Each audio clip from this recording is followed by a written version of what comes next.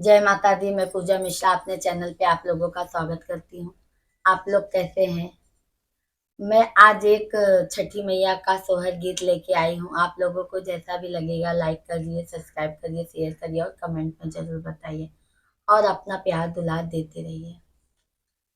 सब सखी छठी माई के पूजै लालना छठी आवै लालना छठिया माई हो सखिया पोखरा पे। ए सखिया पोखरा पे ठाढ़ी बाजनिया त रुदना पसाराई हो सखिया पोखरा पे बाई भाजनिया तरुदना सुनावाई हो। पोखरा से निकली है छठी मैया बाजिन से पूछाई, बाजिन से पूछाई हो तिरिया कवना संकट तोहरा जियरा के काहे के रोवेलू, काहे के रोवेलू हो तिरिया कवना संकट तोहरा जियरा के हमरे बिना रोवेलू, हमरे बिना रोवेलू हो। कीहू के दिहू मैया दुई चार, कीहू के सात पाँच, कीहू के सात पाँच हो छठी मैया हमहू के खोखा जुरावा हमहू छठी पूजब, हमहू छठी पूजब हो।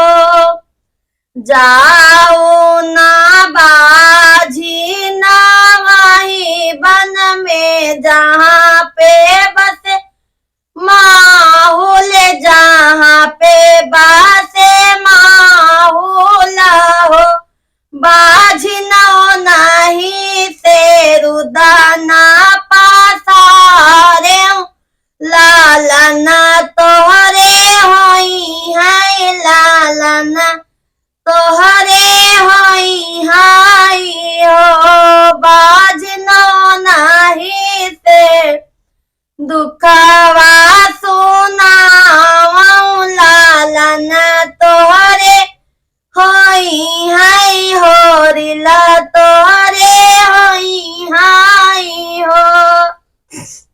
बगिया से निकाले माहौल तिरिया से पूछै तिरिया से पूछाई हो तिरिया कवना संकट तोहरे जियरा के हमै बिना रोवाऊ हो, हमै बिना रोवाऊ हो तिरिया कवना संकट तोहरे जियरा के हमै बिना रोवाऊ त हमै बिना रोवाऊ हो।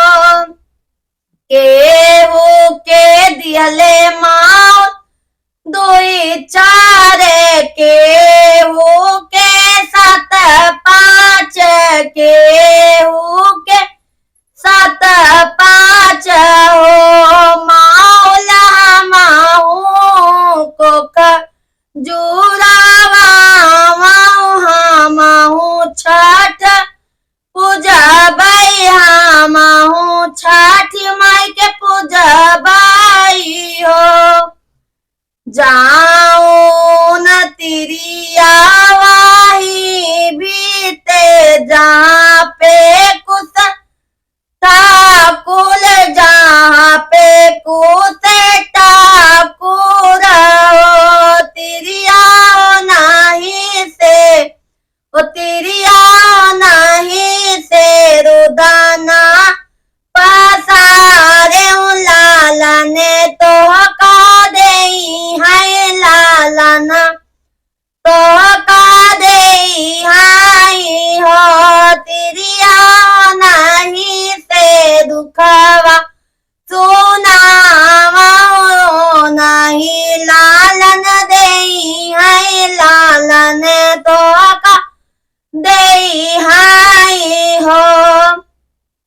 भीतरा से निकाले कुसटा कुरतिरिया से पूछता तिरिया से पूछाई हो तिरिया कवाना संकट तोरे जिरिया के हम का बुलाऊ ता हम का बुलाऊ हो केहू के दीही मैया दुई चार की हूँ के सात पाँच की हूँ के सात पाँच हो कुछ हमरा कोखी तू जो रवाऊ हमहू छठ पूजब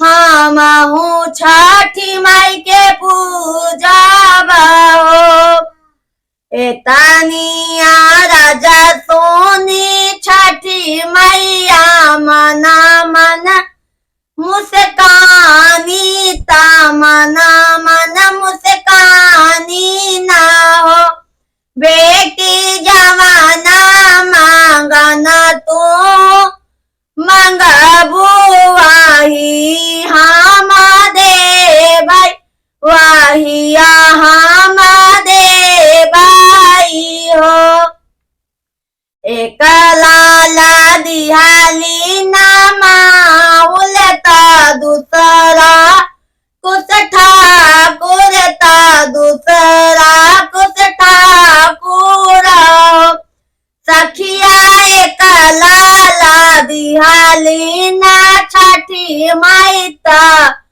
कोखा मोर जुरानी नता कोखा मोर जुरानी नियो